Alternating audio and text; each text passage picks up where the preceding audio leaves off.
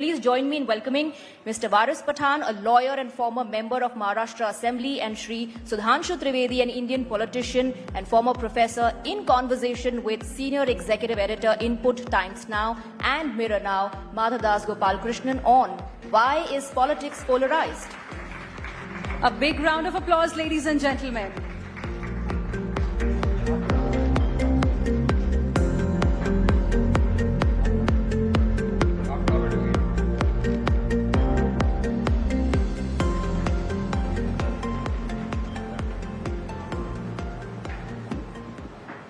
Thank you so much for that, Swati, as well as Hina. And the topic that we have today, in fact, thank you so much for Sudhanshuji and Varisji for joining us, is that why is politics polarized? Now, this is a huge topic. It has multiple issues covered over the next half an hour. Some of the current issues that we are facing in the country that are being talked about in the news. And of course, we've seen various political parties also talk about this. But I'm going to begin with you, Varis Pathan.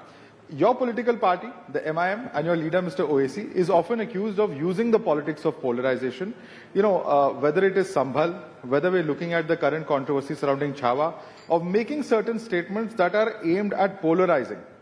Is that a fair accusation? Well, this is totally a false and baseless allegations against us for polarization. You, me, everybody knows who's master and who's PhD in polarization. That is the BJP. So you should not say that we polarize. Yes, we talk about the minorities, we talk about the Muslims, and see what is happening in the country, Madhav. Since the last 10 years, what we have been seeing is only polarization by the BJP. The BJP is totally lost on its priorities. There is no word for development, there is no word for employment, there is only one word, hatred towards the Muslims, spread hatred, do polarize, take over to votes, and enjoy the seat. This is what the BJP government is doing. What have done for the development today? Also, what we see in the country, the BJP, since they have come to power, is they hate our hijab, they hate our food habits, they don't like our mosque. Now the thing which they have gone ahead is that now the eyes are on our Waqf land. The Waqf land is our own land. It belongs to our orphans and to our poor people. This will donated to us as a private property. But the BJP wants to usurp that. And why? Just to see to it that, oh, our other people are happy. To polarize the situation. They are making the amendments to the Waqf. So this is okay. Polarization. And why to create hatred? When we live in democracy, when there is a law, there is an amendment to it, there is no need for getting this law. Let's get into Sudhanshuji in this. It's not us. Let me complete in 10 seconds. Yeah. Okay, complete your point. 10 seconds, complete. मैं सुधांशु जी आपसे ही पूछूंगा वफ का जो कानून लाने की जरूरत क्या थी बताइए आप मेरे को। आपको तो पता है खुद को कि समझो 9 लाख एकड़ है या 9.5 लाख 10 लाख जो भी है हमारी जमीन है। आप ये अमेंडमेंट ला के हमको पता है कि बीजेपी की नीयत में ही खोट है। नीयत उनकी है कि हमारी जो वफ की जमीन है इसको यूसर्फ कर दे। अभी आपके पास हिंदू एंडोमेंट बोर्ड है, बताइए आप मुझे वहां पे आप किसी मुसलमान को एंट्री देंगे? आप नहीं देंगे। तो हमारे वफ बोर्ड के अंदर आप नॉन मुस्लिम को एंट्री देके क्या बताना चाहते हैं? क्यों आप उसको एंट्री देना चाहते हैं? वफ यूजर का क्यों आप हटाना चाहते हो? तो बहुत सारी चीजें हैं जो आगे अपन बातचीत के अंदर बताएंगे, मगर पोलराइजेशन पे बात है तो ये सिर्फ और सिर्फ बीजेपी का फोटे है कि पोलराइज करो for their own peculiar benefits. Sudhanshu. I would like to respond on the starting of the polarization and on the Waqf board what he has said. From where this issue started, it was Abu Azmi of Samajwadi Party has unnecessarily raked up the issue of Aurangzeb. It was not us. Then followed by Mr. Rashid Alvi of Congress Party, followed by Imran Masood of Congress Party. Then Imran Pratapgarhi, who is a member of Parliament of Congress Party, has gone to the Aurangzeb's grave and Fatiha Padha Sahib. Then Ramji Lal Sumana unnecessarily brought the dastardly comment of Babar ki aulad and Rana Sangar, etc. Is it we are doing? Then what's the sort of allegation? It's non-substantive and ridiculous. And if somebody is saying, now coming to the next aspect, if somebody is saying that because of the Chhawa movie, the polarization has started, I am unable to understand that if the Schindler's List and Saving Private Ryan has become an internationally acclaimed movie on the atrocities on Jews, none of the German got offended. When we talk about that the Clive has done so much of atrocities, Hastings has done so much of atrocities, if the General Dyer has done that type of thing, if Bhagat Singh's movie was done and shown that how brutal the Britishers were, none of the Christians wrote up, oh, it is hurting our sentiment. Then how come the Babar Tughlaq Aurangzeb has become connected with the Muslims, and what is the logic of polarization in the modern world, I want to know. That is the mindset which is being built up inside, that you remain connected, or rather than set in the hundreds-year-old background and forget about the modern age of cyberspace, AI and other things which the world is marching ahead. So this is the fundamental problem.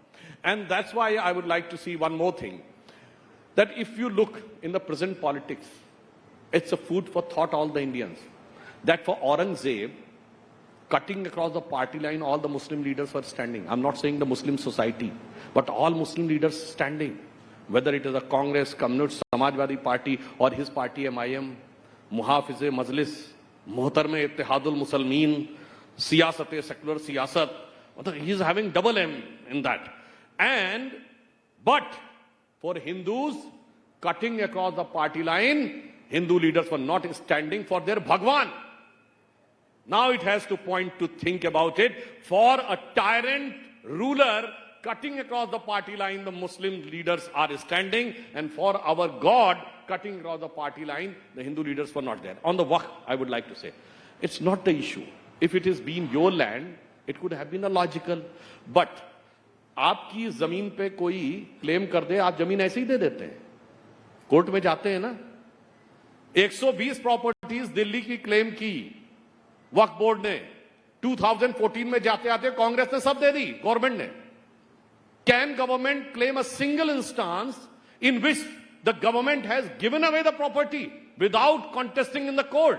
That's why we are saying it's not the property of any person or community, it is the properties of the government which is being claimed, and that's why even the claim was done on the parliament. And one more thing, he's a lawyer, so he will be able to understand better. There is a time bound for the claim on the property, that is 12 years. If more than 12 years have gone to the possessions, nobody can claim. But in the Waqf Board case, it has been removed. Then, in the case of Places of Worship Act, the time was fixed on 15th August 47, but in the Waqf case, it is also removed. Means the Tiruchirappalli temple in Tamil Nadu was claimed on the basis of some order from Arcot Ka Nawab in 1572. What sort of logic it is? And even if you consider that this is a Waqf land, so Places of Worship Act, what says? It says that no places of worship can change the status in 15th August 47. So Tiruchirappalli ka mandir pe claim jo hai, it is in contradiction to the Places of Worship Act. It should have been withdrawn. No, वो भी नहीं करना है. Places of Worship Act का भी वही use करना है जहां पे हिंदू समाज को डैमेज हो, वक्फ को भी वही करना है जहां डैमेज हो. और लास्ट में कहूंगा, it's a very peculiar logic. At the 1947, there were 30,000 acre land with Waqf Board. Now it is 9,60,000. ये कहते हैं हमने दी. साहब वो सोसाइटी इतनी प्रॉस्पेरस है कि 9,30,000 एकड़ तो दान दे दी है, और फिर कहते हैं साहब हम तो इतने गरीब और मजलूम हैं कि हमें रिजर्वेशन चाहिए. Such a dialectic logic, have you ever heard? Nobody can believe this. तो इसलिए मैं सिर्फ कहूंगा, ये just one line, मरीजे सेकुलर सियासत पे लानत खुदा की, मर्ज बढ़ता गया जो दवा की. इस सेकुलर मर्ज ने ही इस देश को ज्यादा problem. All right. Waris Pathan, I'm coming back to Aurangzeb in just a minute, but one of the points that he made, and you mentioned Waqf by user. Now the committee has made it very clear that as far as the bill is concerned, Waqf by user is only going to apply prospectively, it's not going to apply retrospectively. So some of the concerns that you are expressing right now are not factually completely correct. Your response, and also response to what Mr. The Trivedi concerns said. which we have been showing is truly, they are true. See, the All India Muslim Personal Law Board has taken out a website that whosoever objects this amendment bill, they can raise it. And you won't believe what the crores of Muslims have objected to this. So when the Muslims have totally rejected the Waqf bill, why does Modi want to get it? The moot question is that. That is why we said, they will say, okay, this property is under dispute, now you cannot go there, they go into the court. These things are going to happen in the country. So why do they want to get into all this kind of thing? Now Sudhanshu ji spoke about Aurangzeb. मैं सुधांशु जी आपको एक बात बताना चाहूंगा. ये polarise का ही topic चल रहा था. औरंगजेब का नाम लिए बिना आप लोग सियासत नहीं कर सकते. 300 साल बाद भी आज औरंगजेब आपकी मदद के लिए आ गया. अरे भारतीय मुसलमान को क्या लेना देना औरंगजेब के साथ में, बताइए। वो चले गए। अब 1788 के अंदर 1788 में औरंगजेब का डेथ हुआ। 111 साल उसके बाद तक मराठाओं ने रूल किया। आपने जब कबर नहीं खोदी उसकी, वो मराठाओं ने कबर नहीं खोदी 111 साल। अब आपको क्यों खोदना है कबर? चलिए कबर खोदने चलते हैं। अगर कबर खोद के ले जाने से देश का विकास होता है, मैं आपके साथ चलता हूं, कुल्हाड़ी लेके हम दोनों जाके मिलके खोद के आएंगे। अगर कबर खोदने से मेरे युवाओं को रोजगार मिलता है, चलिए अपन कबर खोदते हैं। अगर कबर खोदने से ट्रिलियन इकोनॉमिक बन जाती है अपनी, चलिए कबर जाके खोद के आते हैं। अगर कबर खोदने से 15-15 लाख रुपए सबके अकाउंट में जमा हो जाता है, मैं आपके साथ चलता हूं सुधांशु जी, अपन कबर खोद के लेके जाएंगे। अरे कबर खोदने से कुछ फायदा नहीं होना रहा, सिर्फ आपके सेटिस्फेक्शन ही को आपने बता दिया, देखिए हम हिंदुत्व के चैंपियंस, हमने क्या करके दिखा दिया। जबकि एएसआई प्रोटेक्टेड मॉन्यूमेंट, फिर आप बोलेगे नहीं भी वो वक्फ की जमीन आ गई। तो आपको पोलराइज करना है तो कुछ अच्छी चीज पे लाइए, खाली हिंदू मुस्लिम। पिछले 30 दिन से आपने सही कहा, एसपी ने आपका काम कर दिया, उसके एमएलए ने आपको बराबर झुंझुना दे दिया, औरंगजेब का नाम लेके आप बजाते जा रहे हो। अभी उसके एमपी ने परसों एक झुंझुना दे दिया, आप बजाते हो रंगा संगा का। तो मतलब एसपी ही आपकी बी टीम है, तो आप भी मानते हो कि उसने आपको एक मौका दे दिया। आपने पूरे विकास से, डेवलपमेंट के तमाम मुद्दों से लोगों का ध्यान भटका दिया। आज युवा पूछ रहा था महाराष्ट्र में, खासतौर से माधव, जब बजट सेशन चालू होने वाला था, फर्स्ट डे उन्होंने धमाका कर दिया। आज महाराष्ट्र के अंदर पूना का रेप केस के ऊपर बात होने वाली थी, मुंडे के ऊपर जो मर्डर का चार्ज लगने वाला था उसके ऊपर बात होने वाली थी, किसान फार्मर जो हर दिन आत्महत्या कर रहा है उसके ऊपर बात होने वाली थी, मगर तमाम बातों से ध्यान भटका दिया और पूरा बजट सेशन खराब कर दिया, जिसका पूरा कसूरवार एसपी का एमएलए था, जिसने बीजेपी को मदद जी, एक सवाल, अगर अब सुधांशु जी उसके बारे में कुछ नहीं बोलेंगे। बिल्कुल पूछूंगा, बट आपसे एक सवाल मैं ये पूछना चाहता हूं, you can accuse BJP of practising politics of polarisation, that is perfectly fine, but why did you visit the grave of Aurangzeb along with your leader mister Owaisi then sir? देखिए Madhav, it is ASI protected monument. Visit a grave, okay, we've been there, we went there, remove the ASI protection, we won't go there. But on the other hand, Advani ji, he visited the grave of Jinnah. Prime Minister Modi visited the grave of Bahadur Shah Zafar. You won't call them anything. Why? What is the harm in visiting the grave? There is no harm in visiting the grave. Any stretch of imagination, sir, Aurangzeb is a tyrant. I hope you agree to that. So why are you venerating such a person? Why are you respecting I go such with a the person? history. Now you cannot change the history. If you want to dig up the grave, I will tell Sudhanshu, okay, let us go and dig up Taj Mahal as well, Red Fort as well, because they are also built up by the Mughals. You hate Mughals, but you love the Mughlai dishes. Okay. They love it very much. They love butter chicken. They love Mughlai dishes. You are practicing the politics of Mughals. But from 15 August, 26 January, from the Prime Minister unruffles the flag. That won't touch anything. But you want to dug up the grave after 300 years? I'm asking after 300 years. Why? I thought the country is going forward. I wanted the country to go forward, have bullet trains, employment. Like China has gone so forward, but we have gone 300 years back. Okay, every day since 30 days we are talking about 300 back history. And second one, just 10 seconds. Why don't we talk about the Britishers? एक minute Sudhanshu भाई, आप मुगलों की बात कर लेते हो, रंगा संगा की आपने बात कर लिया, आप अंग्रेजों की बात क्यों नहीं करते? जनरल डायर ने क्या अच्छा काम किया था, जलियांवाला बाग मैसेकर कर दिया था, उसकी बात नहीं करेंगे, क्योंकि उसकी आप बात करोगे तो आपको उसके चमचों की बात करना पड़ेगा, आपको उसके बुट लिकर्स की बात करना पड़ेगा, उनकी बात करना पड़ेगा जो माफीनामे पे माफीनामे दे रहे थे अंग्रेजों को। इसलिए आप हिस्ट्री में वहां नहीं जाना चाहते। One by one, let's go one by one, Varis Pathan. The money issues that you have covered, but I want to ask you on the first question that he raised, that by removing the grave, will we be undoing history? Shouldn't the grave be there so that we know this person is a tyrant? What is the BJP's position? First, Are you in favor I of removing the will grave? take out the mask from his face. इन्होंने क्या कहा कि मुस्लिमों का औरंगजेब से क्या मतलब है? इन्हीं के नेता गुरुद्दीन ओवैसी बोले थे ना, हमने 800 साल इस मुल्क पे हुकूमत की। ये हम कौन थे और 800 साल हुकूमत करने वाले कौन थे? अभी इनके मुंह से निकला, इनके नेताओं ने बोला था आगरे का ताजमहल तुम्हारे बाप ने बनवाया, लाल किला तुम्हारे बाप ने बनवाया। मेरे भाई ये बाप कौन बना रहा है? आप बना रहे हैं, हम नहीं बना रहे हैं। और अभी राणा सांगा वाले स्टेटमेंट में याद करिए, रामलीला सुमन का स्टेटमेंट क्या है? कोट अनकोट, मुसलमान बाबर की औलाद हैं, तुम राणा सांगा की औलाद हो। अखिलेश जी ने भी अपोज नहीं किया on the first part of the statement of Ramjilal Suman. न ये बोल रहे हैं, इसका मतलब फर्स्ट पार्ट इज एक्सेप्टेड। आप बोल रहे हैं, हम नहीं बोल रहे हैं। आप समाजवादी पार्टी को सवाल करो कि उनका क्या रंगा है। हम तो सिर्फ इतना बोल रहे हैं कि वायलेंस नहीं होना चाहिए, तोड़बाजी नहीं होना चाहिए। मैंने तो आपको कोट किया। अब दूसरी बात इन्होंने कहा उखाड़ने की क्या जरूरत है? हम भी मानते हैं, मगर मैं पूछना चाहता हूं, जब ये देश आजाद हुआ, हर बड़े शहर के हर बड़े बड़े चौराहों पे किंग जॉर्ज, क्वीन विक्टोरिया, फलाने फलाने वॉइस रॉय मूर्तियां लगी थी कि नहीं? उखाड़ी गई थी कि नहीं? क्यों उखाड़ी थी कांग्रेस ने? कि ये गुलामी के प्रतीक हैं, ये खड़े होकर भारत की को सम्मान नहीं देंगे। 1968 तक दुख की बात थी, किंग जॉर्ज की मूर्ति इंडिया गेट पे लगी रही थी, उखाड़ी गई थी कि नहीं? तो मैं तो सिंपल सी बात कह रहा हूं भाई, जो पॉजिटिव देता हूं इंस्पिरेशन, उसको अब मैं ये कहना चाहूंगा, औरंगजेब से तो इन लोगों को बड़ी मोहब्बत है, एक से एक बड़े किसको मोहब्बत है बताओ मुझे, यहाँ पे औरंगजेब को कौन सी मोहब्बत है? मैं प्रूव कर रहा हूं, अभी सुनिए ना। औरंगजेब की एक कब्र पे जाते हुए इनका और ओवैसी जी का फोटो है।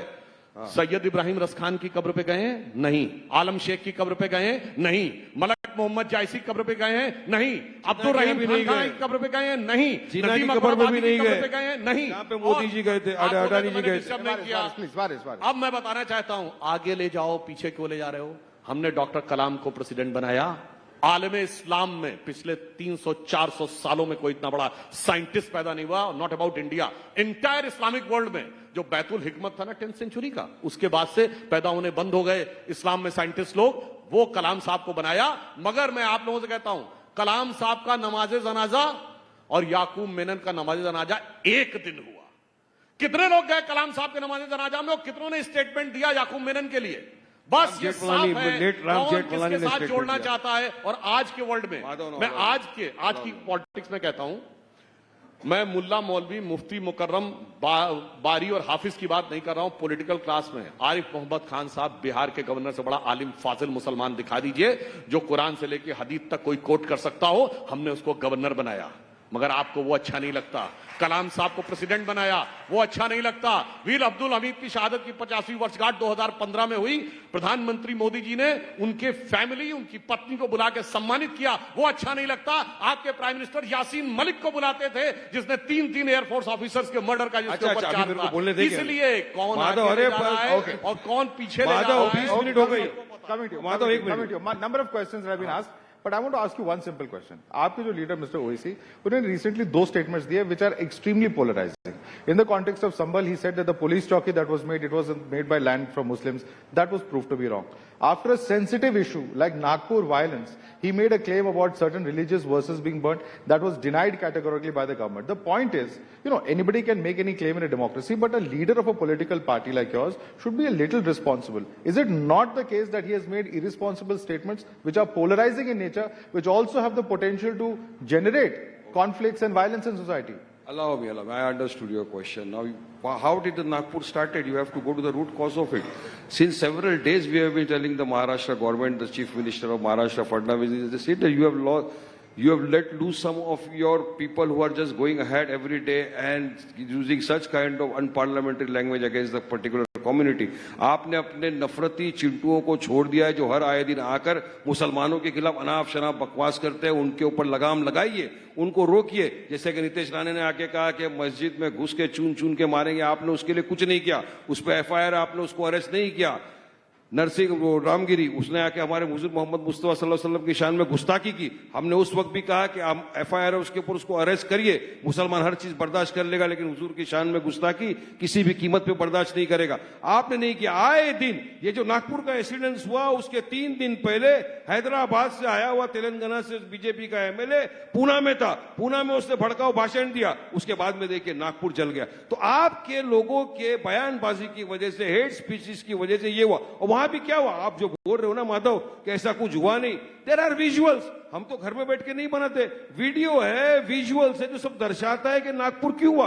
महाराष्ट्र के मुख्यमंत्री फडणवीस जी ने फ्लोर ऑफ द असेंबली में खड़े होकर कहा कि नागपुर हिंसा की मेन वजह थी छावा फिल्म। छावा फिल्म की वजह से काफी औरंगजेब के खिलाफ और नफरत पैदा होने लग गई। आपने वहां आया, लोगों ने देखा कि कोई चादर पे लिखा हुआ था, क्या था, मैं तो नहीं बना रहा था वहां पर, मगर उसकी वजह से भड़का। और होता क्या है बाद में, आप देखिए, आप बोलोगे वारिस पठान का गला भी दबा और मेरी आंख भी बाहर नहीं आए, ऐसा हो रहा है। आपने एक FIR रजिस्टर किया जिसमें से 7 से 8 बजरंग दल विश्व हिंदू परिषद के लोगों को अरेस्ट किया, उनको कोर्ट में आप ले गए, 5 मिनट में 3-3 हजार रुपए की बेल पे सब बाहर आ गए।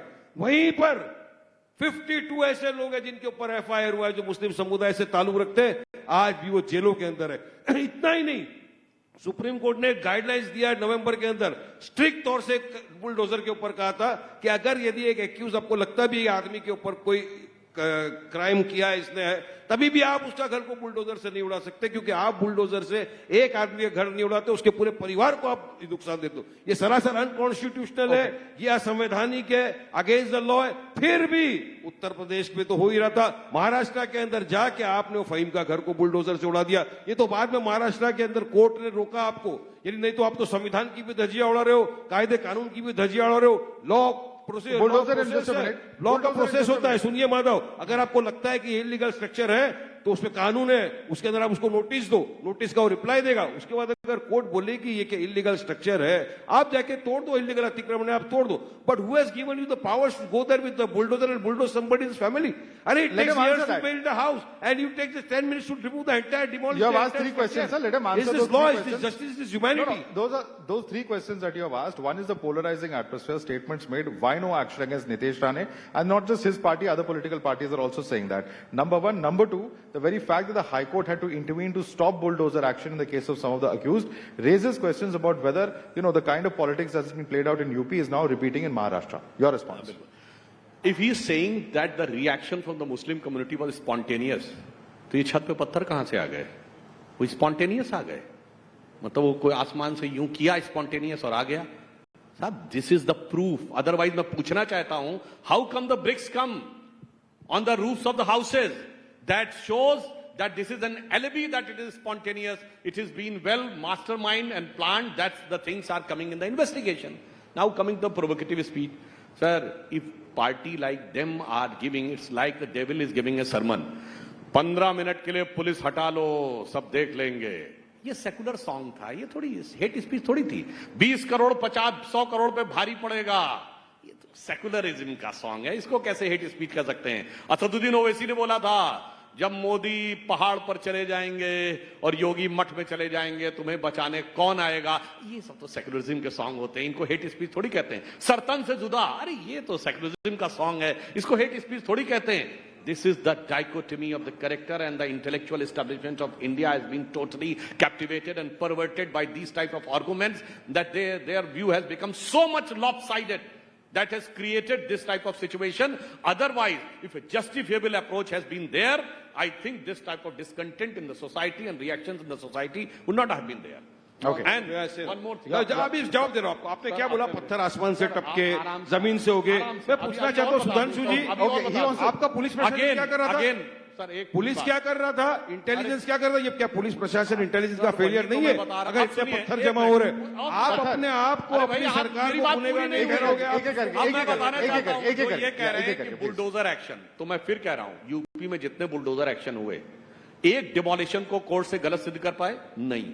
All were illegal constructions, duly notices were served. अब आप ये कह रहे हैं कि साहब एक गलती की वजह से दूसरा पूरी बात है। एक दिखाइए ना, जहां कोर्ट ने कहा डिमोलिशन गलत है। आपने एक व्यक्ति का घर तोड़ दिया, इसके नाम पे घर ही नहीं था, वो घर उसकी बेटी के नाम पे था, आपने जाके उसका घर तोड़ दिया। ये भी रीजन जो ये लॉजिक दिया जाता है कि एक अपराध के लिए दूसरी सजा कैसे दी जा सकती। मैं आप सबसे कह रहा हूं, आप कार चलाते हुए जा रहे हो या बाइक चलाते हुए, ओवर स्पीडिंग हो, पुलिस वाला रोके, फिर वो कहे गाड़ी कागजात दिखाओ, अगर कागजात नहीं है, डीएल नहीं, तो आप ये थोड़ी कह सकते नहीं सिर्फ ओवर स्पीडिंग का चार्ज करिए, कागजात नहीं है तो कहे गाड़ी जमा हो जाएगी।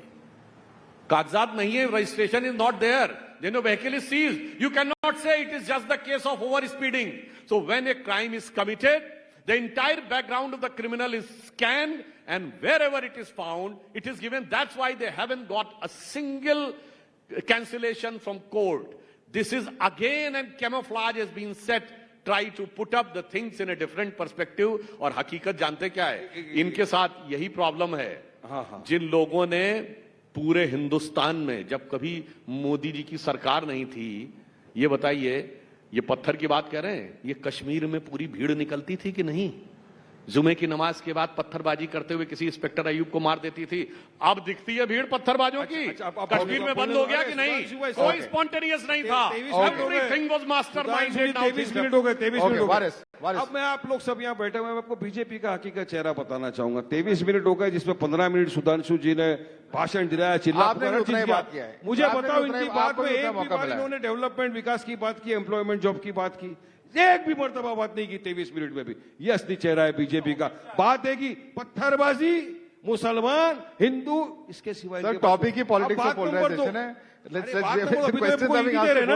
अरे अभी तो सौगातें ईडी आ रहा है, सुनिए, आज तक तो ये सौगातें ईडी दे रहे थे, ईडी जा रही थी सबके, आप सौगातें दिया। अरे सुधांशु भाई 25 करोड़ की आबादी है, 32 लाख लोग को देके क्या करेंगे आप, बाकी के सब कहां जाएंगे? और आपको क्या लगता है मुसलमान आपके 32 लाख के लोग ये क्या भूखे है क्या, आपके मोहताज है क्या आपकी ईडी? अरे नहीं चाहिए हमको ऐसी ईडी, आपने हमको बहुत सौगातें दे चुकी, आपने हमको दिया गोदरा, अरे बिल्किस बानो के बलात्कारियों को आपने छोड़ दिया, कितनी बड़ी सौगात आपने दी। जकिया जाफरी बेचारी इंसाफ की गुहार लगाते लगाते इंतकाल फरमा गई, उसको आपने इंसाफ नहीं दिया, उसको इतनी बड़ी आपने सौगात दे दी। आज भी आप सिर्फ और सिर्फ बिहार इलेक्शन के पहले एक ये सौगात का एक चुरा छोड़ के ये करो, कोई मुसलमान नहीं लेने वाला। अगर देना है मुसलमानों को, हमारी वक्फ की जमीन के खिलाफ जो आपने बिल निकाला है विड्रॉ करो, चलो मानेगा वारिस पठान, क्या आपके अंदर वाकई में 56 इंच का सीना है? मैं आके आपको सलाम ठोकूंगा मोदी जी, आप हटाओ वक्फ का बिल, आप इंसाफ करो मुसलमानों के साथ, इंसाफ करो उन लोगों के साथ जिनको आए दिन आप उठा के जेलों के अंदर बेकसूर लोगों को बंद करते हो। अगर आपको कुछ सौगाती देना है, रोको नफरती चिट्टू को जो हमारे भारत देश में हर आए दिन मुसलमानों के खिलाफ अनाप शनाप बकवास करके देश का राज्य का माहौल खराब करते हैं, तब हमको लगेगा कि आप इंसाफ कर रहे हो। ये रेवड़ी बांटने से क्या होने वाला है? मैं पढ़ना चाहता हूं। I just want to read out your own statement to you. You have talked about, I am quoting you, today I met actor Akshay Khanna who portrayed the role of Aurangzeb in the movie Chhawa. Akshay is a wonderful person. If a Muslim actor had played the role of Aurangzeb, the situation might have been entirely different. What kind of comment is this? Yes, of course. Is this not polarizing? See, I met Akshay Khanna. We met. It was nice in talking. And we just spoke about certain topics. And I said, sir, आपने तो Chhaava film कर ली, आपको तो कुछ नहीं होगा क्योंकि आप तो अक्षय खन्ना हो, विनोद खन्ना के बेटे हो। लेकिन यकीन मानो अक्षय, अगर आपकी जगह पर कोई और मुस्लिम ने ये रोल कर दिया होता, आपकी जगह कोई भी मुस्लिम एक्टर होता जिसने रोल किया होता, तो अब से क्या हो जाता उसके साथ। अरे आप तो उसको औरंगजेब समझिए, उसका मॉब लिंचिंग ऐसे कैसे कह सकते हैं? शाहरुख खान है, आमिर खान है, क्या मॉब लिंचिंग याद आता है आपको? ट्रेन में आपको दाढ़ी टोपी वाला दिखा नहीं, मॉब लिंचिंग। रस्ते पे आपको दिखा मुसलमान, इसने कुछ भी बोला, मॉब लिंचिंग। गाय की तस्करी के नाम पे झूठी पे बुनियाद, मॉब लिंचिंग। अरे कहां तक देश को ले जाएंगे? हलाल हराम, औरंगजेब, इसी के ऊपर पूरे देश को आप खत्म कर दोगे। You have to be responsible in your commentary, sir. You have to be responsible in your commentary also, both you and your leader, because this is the kind of statement that can evoke some strong reactions. But you want to respond to that? अब मैं बताना चाहता हूं, सुनिए, अब मैं बताना चाहता हूं फिल्मों में एजेंडा क्या चलता था। ये कह रहे हैं चलो एट्रोसिटीज वाली फिल्म अलग, मैं मोहब्बत की फिल्मों की बात कर रहा हूं। From the age generation of our grandparents to present जो फिल्में बनी हैं मोहब्बत की, उसमें क्या है?